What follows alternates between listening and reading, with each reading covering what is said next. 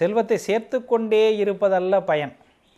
செல்வம் என்கிட்ட 1 லட்சம் இருக்குது அப்படின்னா 80,000 90,000 வீட்டுக்கு செலவு பண்ணேன்னா 10,000 நான் கொடுக்கணும். வீட்டுக்கு செய்வது கடமை, வெளியில் செய்வது தர்மம். கடமை கைவிட்டாலும் தர்மம் கைவிடாது. அதனால் நம்ம கண்டிப்பாக அவசியம் தர்மம் பண்ணணும். அது எந்த வகையில் வேணாலும் பண்ணலாம். ஒரு உணவுக்கு கொடுக்கலாம், நோய்வாய்ப்படுறதுக்கு கொடுக்கலாம், காலையில் சொன்னேன் இல்லையா, ஒரு கல்லூரி உதவித்தொகைக்கு கொடுக்கலாம். இல்லாதவர்கள் நிறைய பேர் இருக்கிறாங்க. கேட்குறதுக்கு அவங்க அச்சப்பட்டுக்கிட்டு இருப்பாங்க.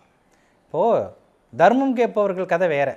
பசிக்குதுன்னு அவர் ரோட்டுக்கு வந்துட்டான், அவன் எல்லா மானம் வெக்கம் எல்லாத்தையும் விட்டு கையை நீட்டுறான். அப்படி கேட்குறது ரொம்ப பெரிய விஷயம்.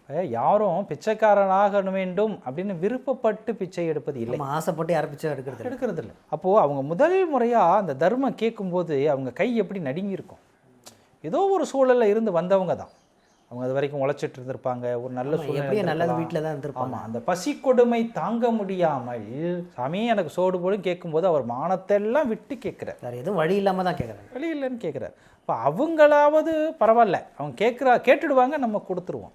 கேட்காம நிறைய பேர் இருக்காங்க. கிராமப்புறங்கள்லாம் போனீங்கன்னா அவங்களுடைய வறுமையை வெளியில் சொல்ல மாட்டாங்க.